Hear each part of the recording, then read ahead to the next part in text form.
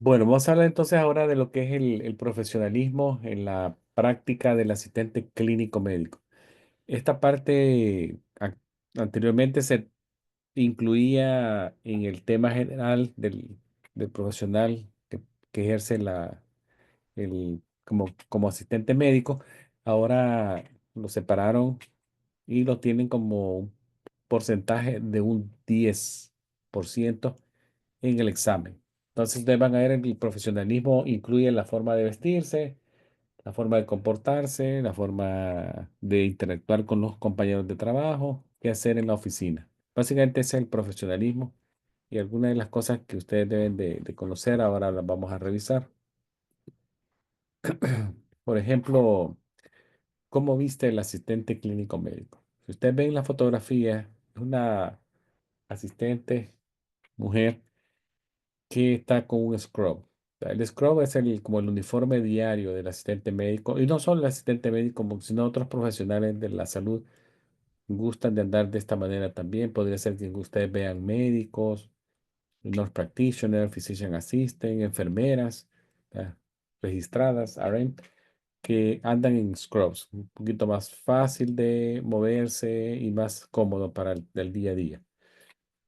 El scrub en este caso viene de diferentes colores. El asistente médico es responsable de comprar sus propios scrubs para su lugar de trabajo. Algunos trabajos permiten algunas modificaciones en el tema del color y los dibujos que podrían tener, especialmente en el área pediátrica. Puede ser que ustedes vean scrubs que permiten que la tela sea como dibujitos de Disney y todo eso, como para hacerle un poquito más ameno la visita a los niños, ¿verdad?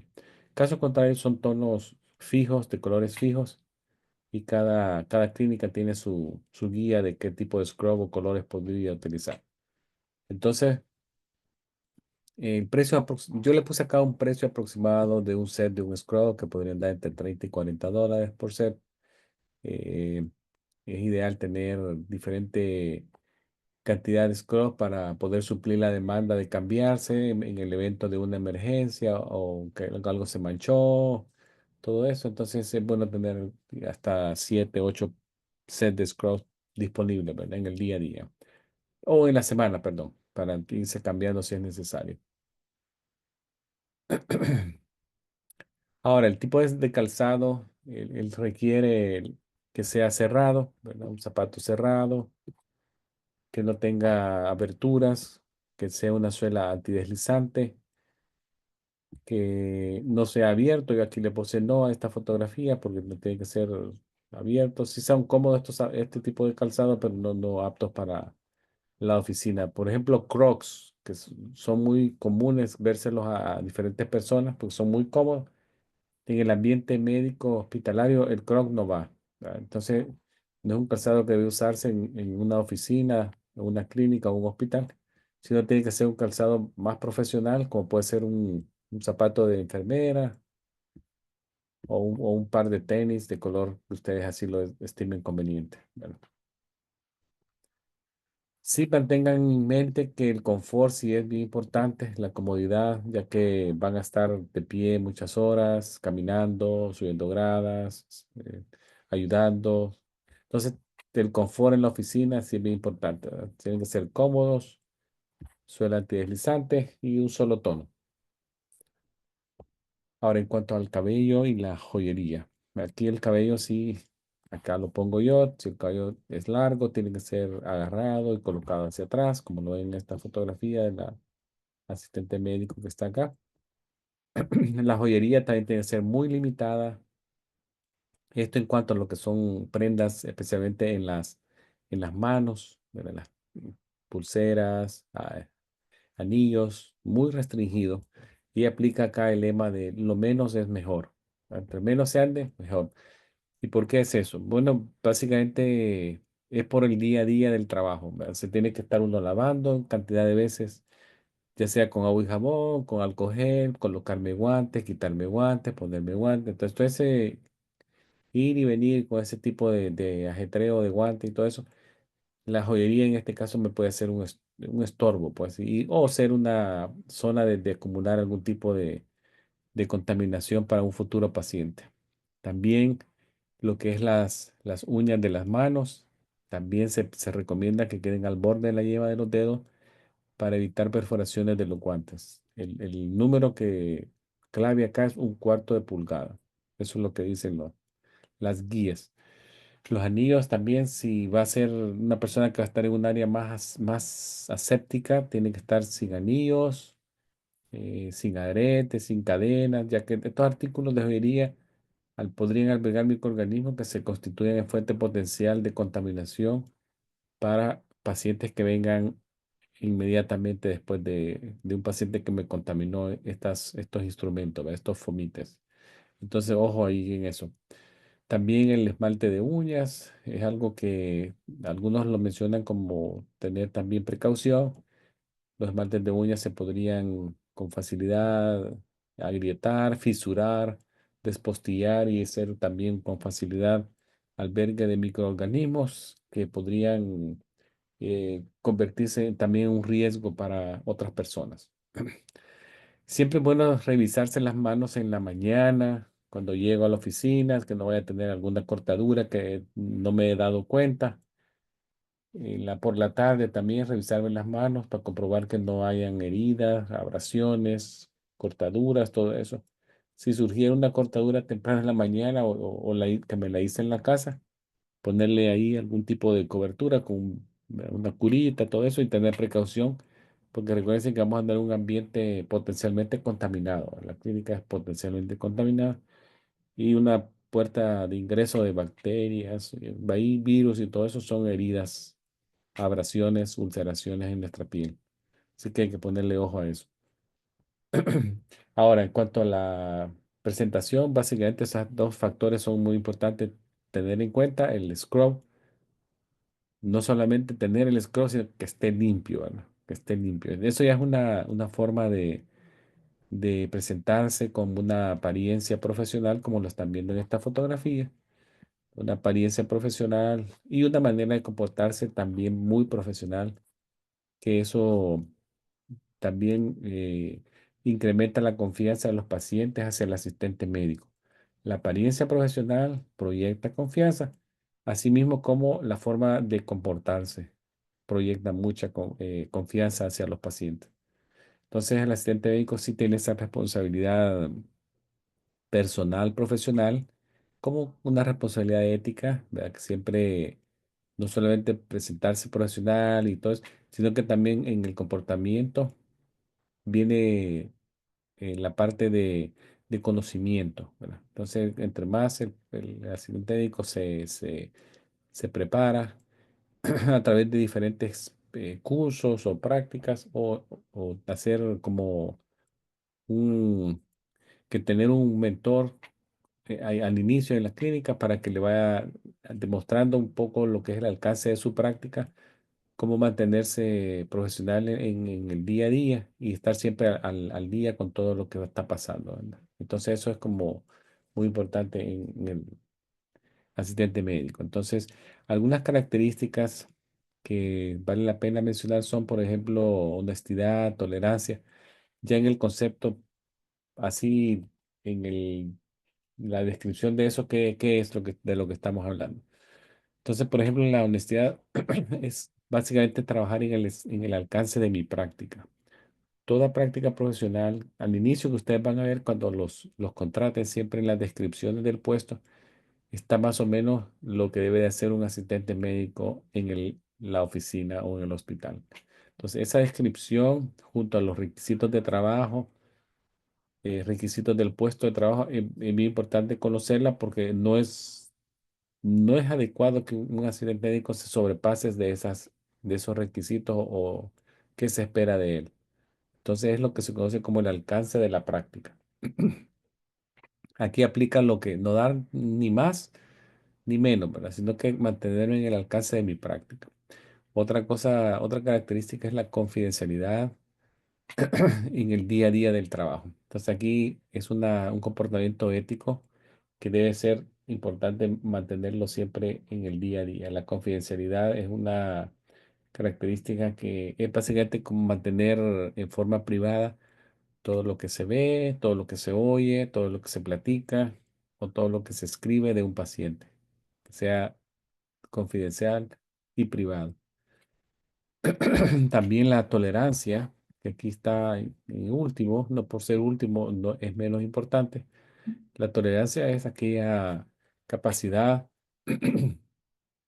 o deseo de aceptar las creencias y prácticas de otros. Actualmente eso es muy importante, especialmente en la globalización que estamos viviendo y en el momento actual que nos ha tocado vivir a muchos. Eh, entonces tenemos que ser muy tolerantes aceptando las creencias y prácticas de otras personas. Esa sí es una característica muy importante en el lugar de trabajo. Esto nos va a permitir, o a ustedes les va a permitir como asistentes médicos, trabajar en forma efectiva con los pacientes y también con sus compañeros de trabajo. Algunos compañeros de trabajo también podrían tener otras creencias, otras prácticas que no sean las nuestras o con las que nosotros probablemente no nos parezcan de forma personal, pero sí debemos de ser tolerantes en aceptarlas y respetarlas como características de esas personas. Entonces eso aplica, por ejemplo, en la parte religiosa. Vamos a encontrar personas de muchas religiones, de mucha eh, origen étnico distinto al nuestro, diferentes colores de piel, formas de pensar, pasado cultural distinto al nuestro. Entonces tenemos que ser muy tolerantes en esas prácticas, respetar ante todo. Ahora, alguna de las cosas de responsabilidades en el lugar de trabajo, eh, lo que se menciona acá es el buen manejo del tiempo. ¿Verdad? Probablemente también he escuchado la palabra que se llama procrastination en inglés. No hay una traducción muy conceptual en el español, que es procrastination, pero sí hay un concepto que se le parece, es no perder el tiempo. Procrastination en inglés sería para nosotros en español como utilizar el tiempo lo más efectivamente posible, no perder el tiempo, no estar ahí solo viendo pasar el tiempo, sentado sin hacer nada.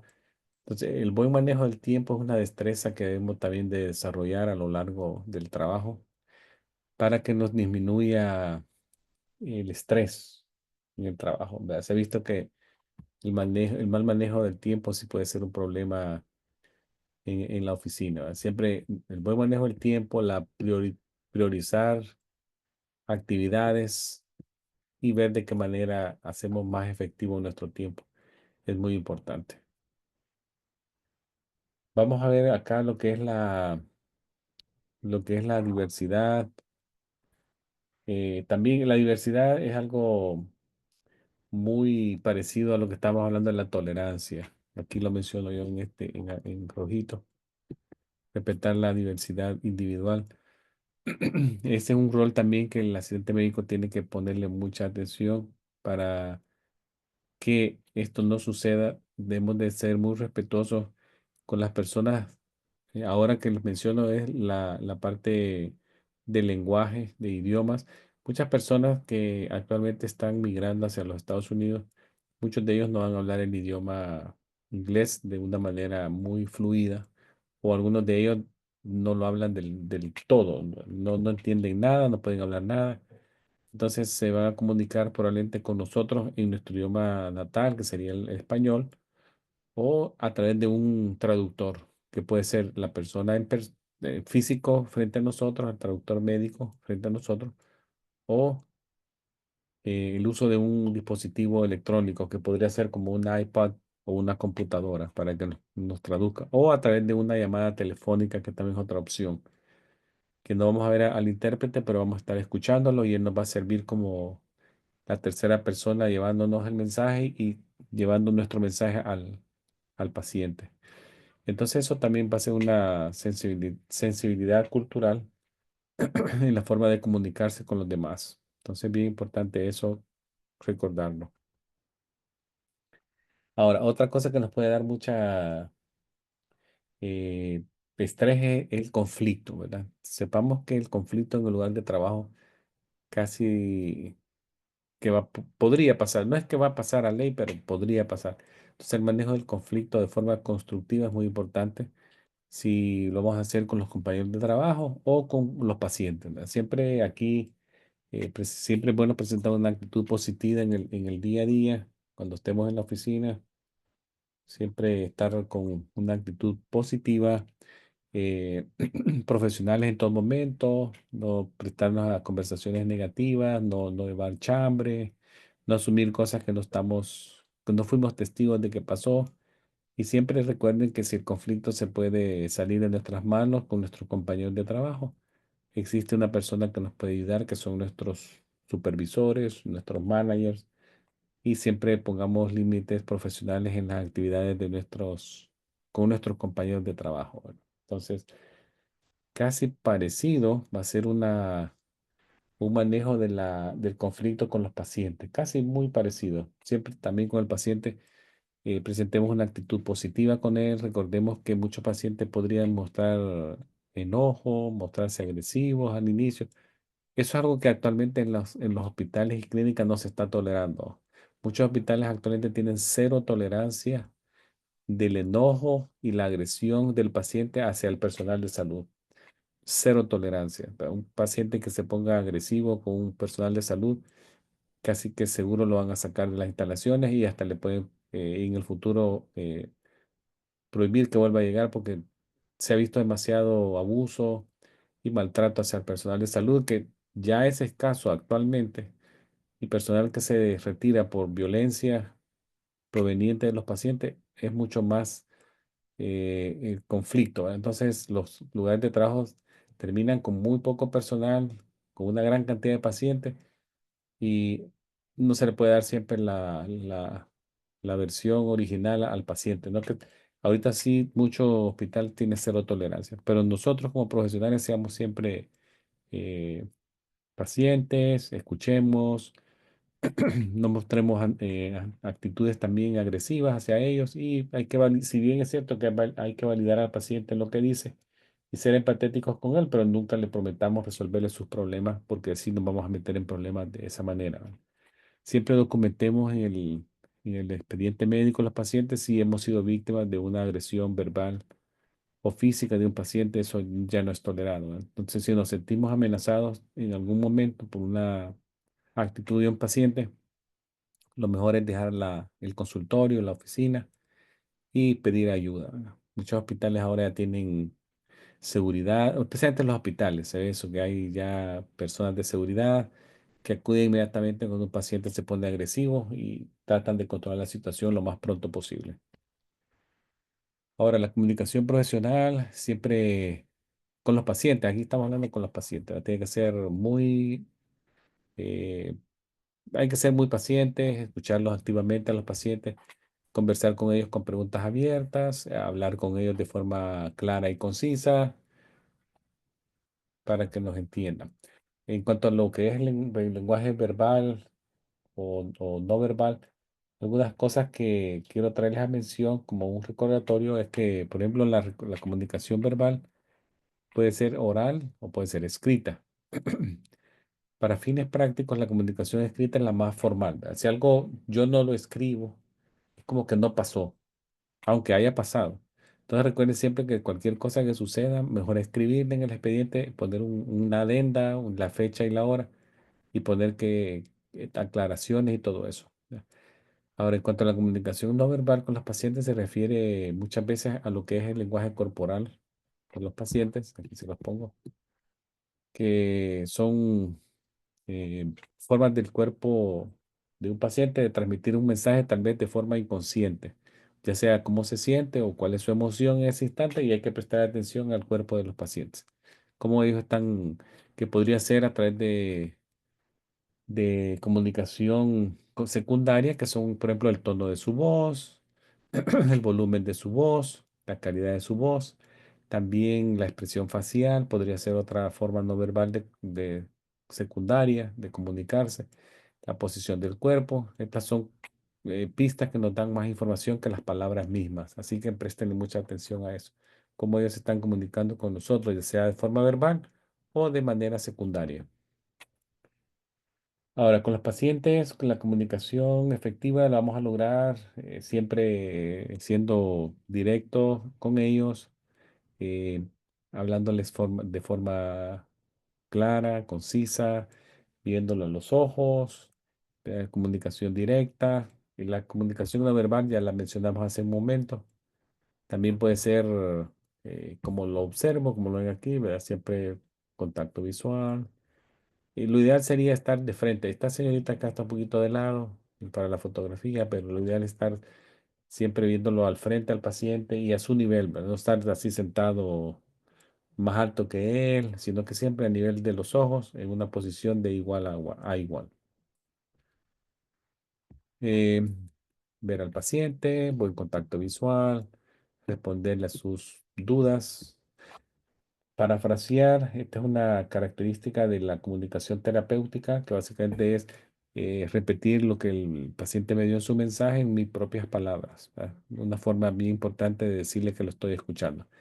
Clarificación de ideas, básicamente se refiere a lo que es cuando le dejo saber que he entendido su mensaje a través del parafraseo, o si necesito que él me diga alguna cosa más en punto, entonces yo le clarifico la idea y le pido si es cierto que lo que yo le dije es eso es. O sea, yo le digo, usted me está diciendo esto y yo le repito en mis palabras, le parafraseo y le clarifico una idea.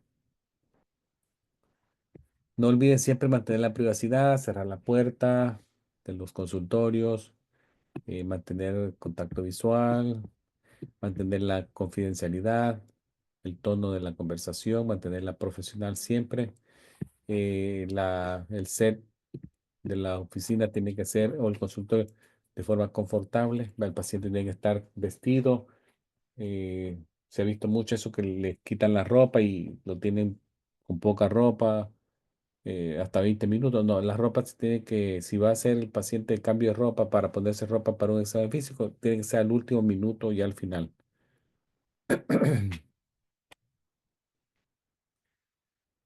Acá les dejo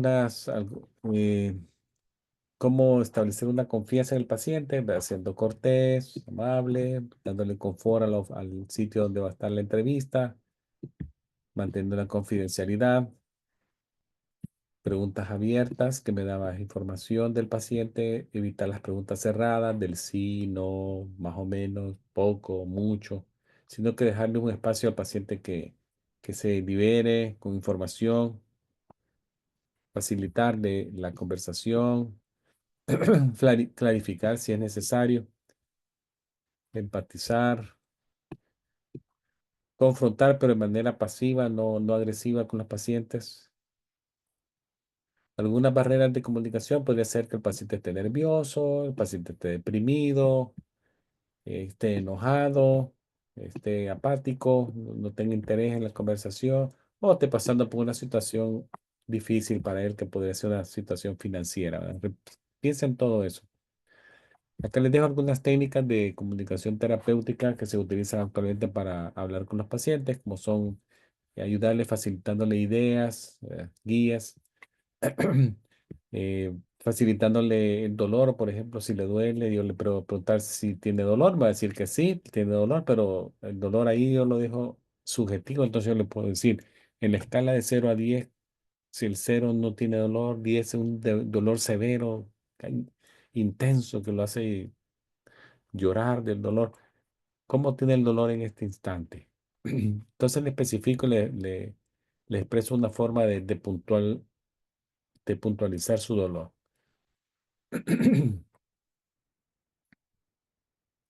Las preguntas abiertas, recuérdense, me dan la oportunidad de recibir más información a diferencia del sí, no, por ejemplo, ¿por qué vino este día? ¿Cuál es la razón que lo trae a esta clínica? Eh, entonces el paciente se puede extender con más facilidad en la idea. El uso del contacto, acá ojo, no todo el mundo agradece el uso del contacto, entonces siempre tengamos presente de que en algunas culturas el contacto físico no lo ven como un acercamiento que les va a llegar a ustedes a ayudar, sino que pónganle ojo a eso a algunas culturas, especialmente las asiáticas o algunos pacientes de origen arábico. Ellos son muy conservadores en el contacto físico. Entonces, que es una comunicación verbal, ¿verdad? El contacto físico es una comunicación verbal que puede ser un lenguaje corporal que en algunas culturas no lo ven muy bien. Entonces siempre pónganle ojo a eso.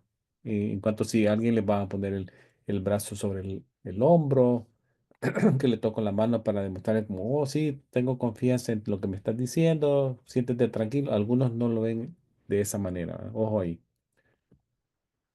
El parafraseo, ya les dije, repetirle en nuestras palabras. Si necesito que me aclare, también le puedo decir, vea, señor, y le digo su nombre. Deténgase un momento. Necesito que me dé un poquito más detalles de lo que me está queriendo decir. Una aclaración.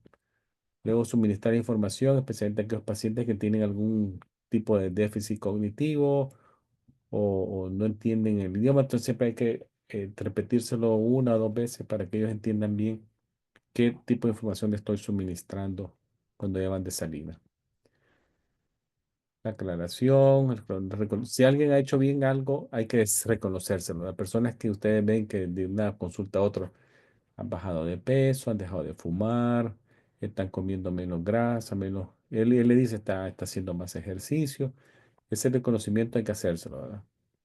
Como felicitárselo y muchos pacientes lo agradecen. Un estímulo que viene del personal médico, muchos pacientes lo agradecen. El resumen de la consulta. Recuerden también que el asistente médico muchas veces es el primero y el último en saludar al paciente. Entonces no desaprovechen esa oportunidad de oro que se les va a presentar, que usted va a ser los primeros que lo reciben con el intake y van a ser los últimos que lo despiden ya con el cierre de la visita, ¿verdad? Con la educación en salud y la explicación y el resumen. Y así la comunicación profesional con otras oficinas también requiere un uso apropiado de la comunicación escrita, saber escribir, saber redactar una carta, una nota, saber hablar de forma profesional en el teléfono, identificarse, dar su nombre, qué información necesito o qué información necesitan de mí o de la clínica, tomar la nota en un papel y pasarlo a quien corresponda. Algunas cosas de confidencialidad lo vamos a ver con más detalle en la conversación del HIPAA, pero para darles un adelanto, ¿verdad? Por ejemplo, la confidencialidad en la zona de la oficina. Muchas oficinas ahora tienen ventanas de vidrio correrizas.